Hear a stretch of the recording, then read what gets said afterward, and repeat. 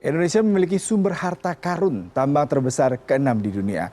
Harta karun yang dimaksud adalah boksit. Boksit merupakan komoditas tambang yang bisa diolah menjadi produk bernilai tambah besar dan dicari banyak pihak. Dan kita akan coba membahas mengenai boksit ini. Kalau kita bicara mengenai boksit, ini adalah sebenarnya ada tambang rebutan. Kalau kita lihat ya, ini ditemukan di Prancis di 821 di kota yang disebut dengan Lesbos. Nah, mungkin kita semua sering mendengar nama boksit tapi tidak tahu ya boksit itu gunanya untuk apa. Salah satu kegunaan boksit yang paling penting adalah mungkin biasanya kita peralatan masak nih, kalau ibu rumah tangga ya. Peralatan masak di rumah tangga menggunakan aluminium dan ini rata-rata menggunakan bahan boksit. Kemudian juga kemasan makanan. Nah, kita juga tidak bisa lepas dari boksit. Begitu penting ya energi teknologi mineral yang dilakukan oleh boksit ini ketika nanti diolah. Dan mengapa ini menjadi penting karena ternyata kita memiliki potensi yang cukup besar. Kalau berdasarkan data dari Bank Indonesia sendiri, di boksit ini sendiri di tahun 2022 ini kita ekspor sebanyak 628 juta dolar untuk hasil boksit sendiri. Jumlah yang cukup besar. Nah, boksit biasanya ditemukan di negara-negara yang subtropis hingga tropis. Nah, ini negara yang paling tepat banget nih, salah satunya Indonesia. Makanya kita akan coba membahas negara penghasil boksit terbesar. Kalau kita lihat di sini ada Australia 110 juta ton, kemudian juga Tiongkok, kemudian Gina, Brasil, dan yang nomor 6 adalah Indonesia 18 juta ton. Boksit sendiri memang salah satu lapisan yang menarik sebenarnya kalau kita bicara mengenai boksit, karena tapi PR-nya sebenarnya adalah bagaimana menciptakan boksit itu untuk sejumlah bahan-bahan mineral lain yang tadi seperti saya katakan, salah satunya aluminium.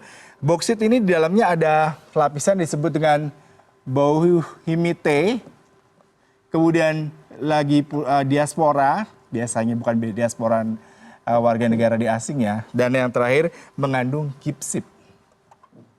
Nah, material-material ini adalah material-material yang penting yang digunakan tadi salah satunya untuk peralatan masak, kemudian juga untuk kemasan makanan.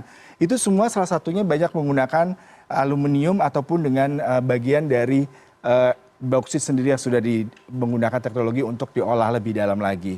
Nah, kalau kita bicara mengenai provinsi ataupun daerah-daerah mana saja yang menghasilkan boksit terbesar, kita lihat nih di sini ada Kalimantan, Sumatera, dan Jawa. Wow, jumlahnya cukup besar sekali ya, cadangan logamnya aja mencapai 700 juta ton, kemudian sumber daya logamnya 1,24, begitupun juga dengan sumber daya bijinya mencapai 3,13.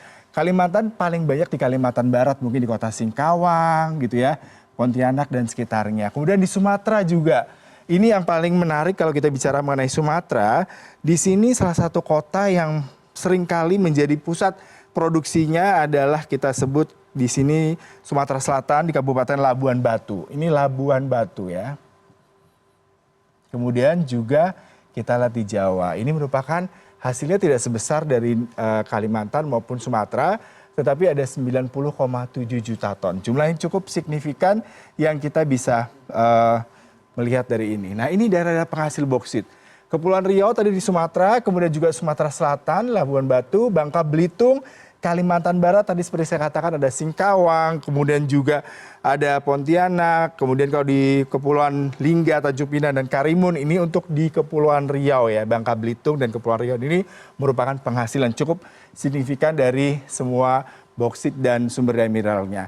Nah, memang kalau bicara mengenai alam menyimpan kekayaan yang tidak pernah ada habisnya untuk kita gali, tapi kita juga harus tahu bagaimana Indonesia memiliki kekayaan alam berupa bahan pertambangan, baik itu pertanian hingga perkebunan yang melimpah.